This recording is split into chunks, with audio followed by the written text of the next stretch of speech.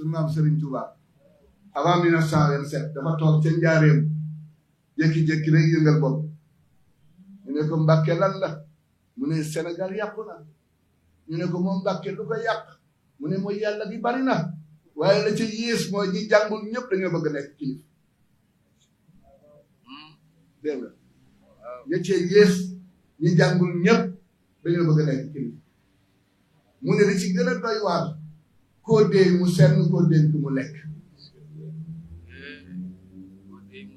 koo dénk mu lekk ba ca topp mu ne wa qillatul xayaa fi niswaani mu ne kersa amatul ci jigéen wa qillatul xayaa fi sibyaani ñàkk kersa jigéen bi ñu ñàkk kersa tax na seen doom yi kenn amatul kersa mu dem ba ca biir mu ne wa qillatul axyaar Sénégal Sénégal avant 1927 la ni Sénégal amatuñu repère wa qillatul axyaari wal abraari